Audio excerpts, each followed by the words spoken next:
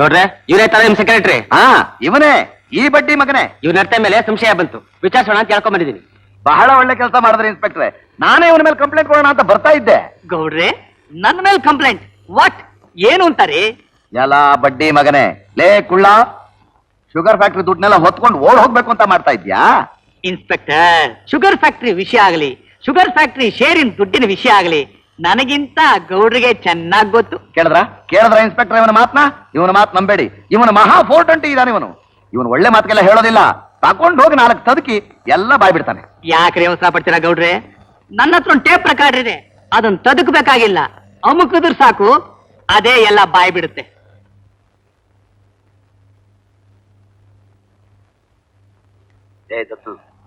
ಸಕ್ಕರೆ ಫ್ಯಾಕ್ಟ್ರಿ ಮಾಡ್ತಿದ್ದೀವಿ ಅಂದ್ರೆ ಊರಿನ ಜನ ಕಣ್ಣು ಮುಚ್ಕೊಂಡು ಬೇಕಾದಷ್ಟು ದುಡ್ಡು ಕೊಡ್ತಾರೆ. ದುಡ್ಡು ಸೇರ್ಸೋಣ, ನಿಂಗೂ ಮುಂದಿಷ್ಟು ಕೊಡ್ತೀನಿ. ತಗೊಂಡು ಯಾರಿಗೂ ಮುಖ ತೋರಿಸ್ದೆ ತಲೆ ತಪ್ಪಿಸ್ಕೊಂಡು ಹೊರಟೋಗು. ಏನ್ ಗೌಡ್ರೆ ಹೀಗಂತೀರಾ? ಜನಗಳನ್ನ ಮೋಸ ಮಾಡೋತೀರಾ? ಈ ಎತ್ತ ಕಾಲ ಇಲ್ಲ ಕಣ ಮಂಕಿ.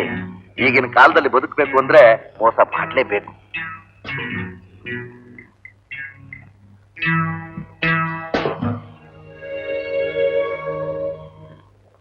ಯಾಕೆ ಗೌಡ್ರೆ, ಸಿಡಿಲ್ ಬಡಿತಾ, ಶಾಕ್ ಹೊಡಿತಾ?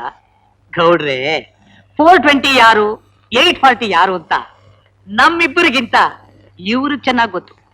ಗೌಡ್ರೆ, ನನ್ನನ್ನು ಇವ್ರು ಕರ್ಕೊಂಡ್ ಬರ್ಲಿಲ್ಲ, ನಾನೇ ನಿಮ್ ವಿಷಯ ಎಲ್ಲ ಇವ್ರ ಹತ್ರ ಹೇಳಿ ಇವ್ರನ್ನ ಇಲ್ಲಿ ಕರ್ಕೊಂಡ್ ಬಂದಿದ್ದೀನಿ. ಗೌಡ್ರೆ, ನಾನು ಹೇಳಿದಾಗ ನಿಮ್ ತಪ್ಪನ್ನು ನೀವು ತಿದ್ಕೊಂಡಿದ್ದಿದ್ರೆ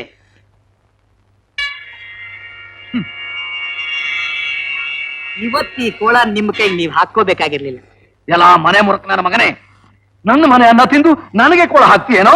ನಾನ್ ಹಾಕ್ತಾ ಇಲ್ಲ, ಇನ್ಸ್ಪೆಕ್ಟರ್ ಹಾಕ್ತಾರೆ. ತಗೊಳ್ಳಿ ಇನ್ಸ್ಪೆಕ್ಟ್ರೆ. ನೋಡ್ರೆ ನಡೀರಿ. ಜೀಪ್ ಹತ್ತು. ಕಮಾನ್.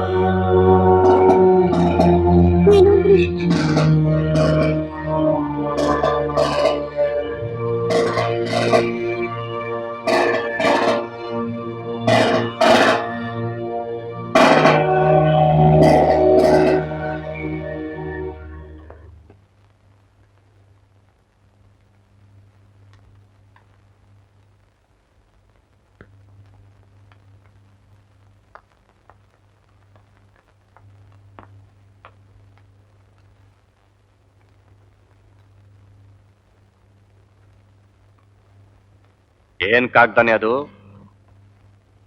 ನಮ್ಮಪ್ಪ ಬರ್ದಿದ್ದಾರೆ. ಏನಂತ? ತಗೊಳ್ಳಿ, ನೀವೇ ಓದಿ. ನಮ್ಮ ಕಷ್ಟ ಕಾಲಕ್ಕೆ ಸ್ವಲ್ಪ ಸಹಾಯ ಮಾಡಿ ಅಂತ ನಮ್ಮ ತಂದೆ ಕಾಗ್ದ ಬರ್ದಿದ್ದೆ. ನಿನಗ್ ಬಂದಿರೋ ಕಷ್ಟ ನೀನೇ ಅನುಭವಿಸು, ನಮ್ಮಿಂದ ಯಾವ ಸಹಾಯನೂ ನಿರೀಕ್ಷಿಸಬೇಡ ಅಂತ ಖಚಿತವಾಗಿ ಕಾಗ್ದ ಬರ್ದಿದ್ದಾರೆ. ಅವ್ರ ಮಾತಿಗೆ ಬೆಲೆ ಕೊಡ್ತಿದ್ರೆ ತಾನೇನೆ ನಮ್ಮ ಮಾತಿಗೆ ಅವ್ರ ಬೆಲೆ ಕೊಡೋದು. ಹೋಗ್ಲಿ, ನೀವು ಹೋದ ಕೆಲಸ ಏನಾಯ್ತು? ರಾಜೀನಾಮೆ ಕೊಟ್ಬಿಟ್ರಾ? ಕೊಟ್ಟೆ. ನನ್ ತಮ್ಮ ಅಲ್ಲ ಹೊಸ ಪ್ರೆಸಿಡೆಂಟ್ರು ರಾಜೀನಾಮೆ ಅಂಗೀಕರಿಸಲ್ಲ ಅಂದ್ಬಿಟ್ರು. ಅವನೇನ್ರಿ ಒಪ್ಕೊಳ್ಳೋದು? ರಾಜೀನಾಮೆ ಬರೆದು ಅವನ ಮುಖದ ಮೇಲೆ ಬಿಸಾಕ್ ಬರ್ಬೇಕಾಗಿತ್ತು. ನೀನಾಗಿದ್ರೆ ಖಂಡಿತ ಕೆಲಸ ಮಾಡ್ತಿದ್ದೆ. ನನ್ ಕೈಲಿ ಸಾಧ್ಯವಿಲ್ಲ. ಯಾಕೆ ಸಾಧ್ಯವಿಲ್ಲ? ರೇಸ್ನಲ್ಲಿ ಒಂದೇ ಏಟಿಗೆ ಲಕ್ಷಾಂತರ ರೂಪಾಯಿ ಸಂಪಾದನೆ ಮಾಡಬಹುದ್ರಿ. ಎಲ್ರ ಕಣ್ಣಲ್ಲೂ ದೊಡ್ಡ ಮನುಷ್ಯನಾಗಿ ಮೆರಿಬಹುದ್ರಿ. ನನ್ ಗೌರವ ಘನತೆ ಎಲ್ಲ ಹೆಚ್ಚಿಸ್ಕೋಬಹುದ್ರಿ ಅಂತ ಹೇಳಿದ್ಯಲ್ಲ. ನಿನ್ ಮಾತು ಕೇಳ್ಕೊಂಡು ಸೊಸೈಟಿಯಿಂದ ಹಣ ತನ್ನಲ್ಲ. ಅದರಿಂದ ಏನಾಯ್ತು ಈಗ? ಏನಾಯ್ತಾ? 24 ಗಂಟೆ ಒಳಗೆ ಹಣ ವಾಪಸ್ ಕೊಡ್ದಿದ್ರೆ ನನ್ನ ಕೈ ಕೋಳ ಬೀಳುತ್ತೆ. ಹೌದಾ? ಈಗೇನ್ರಿ ಮಾಡೋದು? ಈಗಿನ ಪರಿಸ್ಥಿತಿಯಲ್ಲಿ ನಾವೆಲ್ಲಿ ಅಂತ ದುಡ್ಡು ತರೋದು? ಗೌಡ್ರ ಹತ್ರ ಕೇಳಿ. ಕೇಳಾಯ್ತು. ಶುಗರ್ ಫ್ಯಾಕ್ಟ್ರಿ ಶೇರ್ ಇತ್ತಲ್ಲ, ಅದನ್ನ ವಾಪಸ್ ಕೇಳಿದ್ರಿ? ಅದು ಕೇಳಾಯ್ತು ಕಣೆ, ವಾಪಸ್ ಕೊಡಲ್ಲ ಅಂದ್ರು. ಈಗೇನ್ರಿ ಮಾಡೋದು? ಏನ್ ಮಾಡ್ಬೇಕು ಅಂತ ನೀನೇ ಹೇಳು. ನಾ ಏನು ಅಂತ ಹೇಳಿ? ನಾನೇನ್ರಿ ಹೇಳಿ ಅಂದ್ಯಾ? ಇದುವರೆಗೂ ನೀನ್ ತಾನೇ ಎಲ್ಲ ಹೇಳಿದ್ದು, ಈಗ್ಲೂ ನೀನೇ ಹೇಳ್ಬೇಕು. ಈಗ ಬಂದಿರೋ ಆಪತ್ತಿಂದ ಪಾರಾಗೋದಕ್ಕೆ ಏನ್ ಮಾಡ್ಬೇಕು ಅಂತ. ಆಪತ್ ಕಾಲದಲ್ಲಿ ತಂದೆ ತಾಯಿಗಳು ಕೈ ಬಿಟ್ರು, ನಂಬಿದ ಗೌಡ್ರು ಕೈ ಕೊಟ್ರು. ಈ ಪರಿಸ್ಥಿತಿಯಲ್ಲಿ ನಮಗೆ ಯಾರೇ ಸಹಾಯ ಮಾಡ್ತಾರೆ? ಏನು ನನಗೇನು ದಾರಿ ತೋಚ್ತಾ ಇಲ್ಲ ರೀ. ಹಾಗಂತ ನೀನ್ ನೆಮ್ಮದಿಯಾಗಿರು, ನಾನ್ ಜೈಲ್ಗೆ ಹೋಗ್ತೀನಿ. ಯಾಕೆ ಹೀಗ್ ಮಾತಾಡ್ತೀರಾ? ಮತ್ತೆ ಏನ್ ಮಾಡಿದೆ? ತಲತಲಾಂತರದಿಂದ ಒಂದಾಗಿ ಬದುಕಿ ಬಾಳಿದಿ ಮನೇನ ವಾಡದೆ ಭಾಗ ಮಾಡಿದೆ. ದೇವರಂಥ ತಂದೆ ತಾಯಿ ಕಣ್ಣಲ್ಲಿ ನೀರು ತರಿಸಿದೆ. ಅವರ ಮನಃಶಾಂತಿನೆಲ್ಲ ನಾಶ ಮಾಡಿದೆ. ಹಾಲು ಸಕ್ಕರೆಂತೆ ಅನ್ಯೋನ್ಯವಾಗಿದ್ದ ಅಣ್ಣ ತಮ್ಮಂದರ ಮಧ್ಯೆ ವಿರಿಸದ ಕಿಚ್ಚೆಬ್ಬಿಸ್ಬಿಟ್ಟೆ. ಕಷ್ಟಪಟ್ಟು ಸಂಪಾದಿಸಿದ ನಗ ನಾಣ್ಯ ಎಲ್ಲ ನಾಶ ಮಾಡಿದೆ. ಹುಟ್ಟಿದ ಮನೆಗೂ ಮೆಟ್ಟಿದ ಮನೆಗೂ ಕಳಂಕ ತಂದೆ. ಇಷ್ಟು ಸಾಲದು ಅಂತ ಕೊನೆಗೆ ನಿನ್ ಗಂಡನ್ನೇ ಜೈಲಿಗೆ ಕಳಿಸೋ ಪರಿಸ್ಥಿತಿ ತಂದೆ. ಇನ್ನೇನು ಮಾಡ್ಬೇಕಾಗಿತ್ತು? ಇದೆಲ್ಲ ನಾನಾ ಮಾಡಿದ್ದು. ಇಲ್ಲ, ನಾನು ಮಾಡ್ದೆ. ಲೇ ಅವಿವೇಕಿ, ನನ್ನ ಹೆಂಡತಿ ಒಳ್ಳೆವಳು, ಬುದ್ಧಿವಂತೆ, ನಮ್ಮೆಲ್ಲರ ಬದುಕನ್ನು ಬಂಗಾರ ಮಾಡ್ತಾಳೆ ಅಂತ ನಂಬ್ಕೊಂಡು ನೀನ್ ಹೇಳ್ದಾಗೆಲ್ಲ ಕೇಳ್ಕೊಂಬಂದೆ ನೋಡು. ಅದೇ ಕಣೆ ನಾನು ಮಾಡಿದ ತಪ್ಪು. ಯಾರಾದ್ಮೇಲೆ ಕೋಪ ಇಲ್ಲ, ನಿಮ್ ಹೆಂಡತಿ ಮೇಲೆ ಯಾಕೆ ತೋರಿಸ್ತೀರಾ?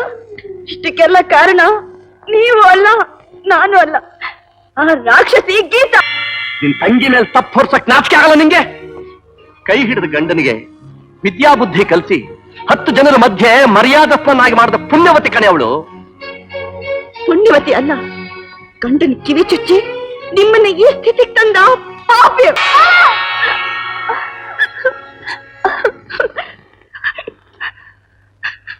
ಯಾವ ಒಳ್ಳೆ ಗಂಡನು ತನ್ನ ಹೆಂಡತಿ ಮೇಲೆ ಕೈ ಮಾಡೋದಿಲ್ಲ. ಮೊದಲು ಇವಳು ಒಳ್ಳೆ ಹೆಂಡತಿಯಾಗಿದೆ ತಾನೇನಮ್ಮ. ಇಂಥ ಮನೆ ಹಾಳಿನ ಬರೀ ಹೊಡೆಯೋದಲ್ಲ, ಕೊಂದ್ರೂ ಪಾಪ ಬರಲ್ಲ. ನಿಮ್ಮಂತ ವಿದ್ಯಾವಂತರ ಬಾಯಲ್ಲಿ ಇಂಥ ಕೆಟ್ಟ ಮಾತು ಬರಬಾರ್ದು. ಎಲ್ಲಾ ತಪ್ಪನ್ನು ನಮ್ಮ ಅಕ್ಕನ ಮೇಲೆ ಹೊರಿಸ್ತಾ ಇದ್ದೀರಲ್ಲ. ಮೊದ್ಲಿಂದನೂ ತನ್ನ ಹೆಂಡತಿನ ಅಂಕೆ ಅಂಕುಶದಲ್ಲಿ ಇಟ್ಕೋಬೇಕು ಅನ್ನೋ ಬುದ್ಧಿ ನಿಮಗಿತ್ತ? ಗೀತಾ, ನಮ್ಮಣ್ಣ ನಿನ್ಗಿಂತ ಬುದ್ಧಿವಂತ. ನೀನ್ ಅವನಿಗೇನು ಬುದ್ಧಿ ಹೇಳೋದು ಬೇಕಾಗಿಲ್ಲ. ಅಣ್ಣ, ಗೀತಾ ಕೋಪ್ತಲ್ಲಿ ಏನಾದ್ರು ಅಂದಿದ್ರೆ ಅದನ್ನ ದಯವಿಟ್ಟು ಮನಸ್ಸಿನಾಗ ಇಟ್ಕೋಬೇಡ. ಇಲ್ಲ ಶೇಖರ, ಗೀತಾ ಹೇಳಿದ್ ನಿಜ. ತಪ್ಪು ನಂದೆ. ತಪ್ಪು ನಂದು.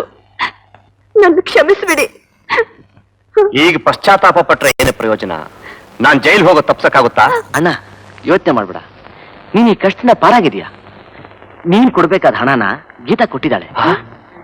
ಗೀತಾ, ಹೌದಕ್ಕ, ನಿನ್ನ ಗಂಡಂಗೆ ಅವಮಾನ ಆದ್ರೇನು, ನನ್ನ ಗಂಡಂಗೆ ಅವಮಾನ ಆದ್ರೇನು, ಬರೋ ಕೆಟ್ಟ ಹೆಸರು ನಮ್ಮ ಸಂಸಾರಕ್ಕೆ ತಾನೆ. ಗೀತಾ, ಗೀತಾ, ನಿನ್ನ ಒಳ್ಳೆತನ ಅರ್ಥ ಮಾಡ್ಕೊಳ್ದೆ ನಿನ್ನ ಮೇಲೆ ಸಂದೇಹ ಪಟ್ಟೆ. ನನ್ನನ್ನು ಕ್ಷಮಿಸು ಗೀತಾ, ನನ್ನನ್ನು ಕ್ಷಮಿಸು. ನಾನ್ ನಿನ್ ಕ್ಷಮಿಸ್ಬೇಕಾ? ನಾವು ಸೌತಿರಲ್ಲಕ್ಕ, ಒಡ ಹುಟ್ಟದ ಅಕ್ಕ ತಂಗಿರಕ್ಕ. ನಾನ್ ನಿನ್ ತಂಗಿನಕ್ಕ. ರಕ್ತ ಸಂಬಂಧ ಅಂದ್ರೆ ಇದು. ಅಮ್ಮ ನಾಗವೇಣಿ, ನಿನ್ನ ಮೇಲೆ ನನಗಿದ್ದು ಕೋಪಕ್ಕೆ ನಿನಗೆ ಯಾವ ಸಹಾಯನೂ ಮಾಡಲ್ಲ ಅಂತ ನನ್ನ ಕಾಗದ ಏನು ಬಂದೆ. ಹೆತ್ತು ಕಳ್ ನೋಡಮ್ಮ, ಸಹಿಸ್ಲಿಲ್ಲ, ಬಂದ್ಬಿಟ್ಟೆ. ಯಾವ್ರು ಒಳ್ಳೆ ಸಮಯದಾಗೆ ಬಂದ್ರಿ. ನಮ್ ಸೊಸೆಯರಿಬ್ರು ಒಬ್ಬರನ್ನೊಬ್ರು ಅರ್ಥ ಮಾಡ್ಕೊಂಡು ಒಂದಾಗ್ಬಿಟ್ರು. ಹಾಗಾದ್ರೆ ನನ್ನ ಅಳಿಯಂದ್ರೆ ಇನ್ನೂ ಒಂದಾಗ್ಲಿಲ್ವೇ? ಡ್ಯಾಡಿ, ಅವ್ರು ಯಾವಾಗ್ಲೂ ಒಂದೇನೆ. ಹೌದು ಮಾವಯ್ಯ, ನಾವ್ ಯಾವತ್ತಿದ್ರು ರಾಮ ಲಕ್ಷ್ಮಣ ಇದ್ದಾಗೆ ಇರ್ತೀವಿ ಅಲ್ವೇನಣ್ಣ? ಹೌದು ಕಣ. ಅತ್ಗಮ್ಮ, ನಂದೊಂದ್ ಮಾತು. ಇಷ್ಟೆಲ್ಲ ಆದ್ಮೇಲೆ ಈ ಅಡ್ಗೊಡೆ ಬೇಕಾ? ಅದೇನೆಲ್ಲಕ್ಕ ಇರುತ್ತೆ. ಈ ಕ್ಷಣದಲ್ಲಿ ತೆಗ್ಸಾಕ್ಬಿಡ್ತೀನಿ. ಆಹಾ ಆಹಾ, ಕರೆಕ್ಟ್ ಕರೆಕ್ಟ್. ಈ ಮನೇಲಿ ಮಾತ್ರ ಅಲ್ಲ, ಇಡೀ ದೇಶದಲ್ಲೇ ಒಬ್ಬೊಬ್ಬರ ಮಧ್ಯೆ ಬರೋ ಅಡ್ಡುಗೋಡೆನೂ ತೆಗ್ಸಾಕ್ಬಿಡ್ಬೇಕು. ಅವಾಗ್ಲೇ ಸಂಸಾರನೂ ಚೆನ್ನಾಗಿರುತ್ತೆ, ದೇಶನೂ ಚೆನ್ನಾಗಿರುತ್ತೆ. ಮಿಸ್ಟರ್ ರವಿ, ಆ ಗೌಡ ನಿಮ್ಗೆ ಮೋಸ ಮಾಡ್ಬೇಕು ಅಂತ ಬಲೆ ನೇಸ್ತ. ಆದ್ರೆ ಈ ದತ್ತು ಆ ಬಲೆಗೆ ಅವನೇ ಸಿಕ್ಕಾಕ್ಸ್ದ. ನೋಡಿ, ಸಕ್ಕರೆ ಕಾರ್ಖಾನೆ ಅಂತ ನೀವು ಹಾಕಿರೋ ದುಡ್ಡು ಎಲ್ಲೂ ಹೋಗಲ್ಲ. ಈ ಊರಲ್ಲಿ ಈ ದತ್ತು ಸಕ್ಕರೆ ಕಾರ್ಖಾನೆನ ಶುರು ಮಾಡೇ ಮಾಡ್ತಾನೆ. ಆಹಾ, ಇದಿನ್ನೂ ತುಂಬಾ ಸಿಹಿಯ ಸುದ್ದಿ. ಬಿಡಿ, ನಿಮ್ಮ ಸಂಸಾರಕ್ಕೆ ಒದಗಿದ ಕಷ್ಟವೆಲ್ಲ ಕಳೀತು. ಅಷ್ಟೇ ಅಲ್ರ, ಸೊಸೆ ಸೌಭಾಗ್ಯ ತತ್ತಳೆ ಅನ್ನೋ ಮಾತು ಇವತ್ತು ನಿಜವಾಗೋಯ್ತು.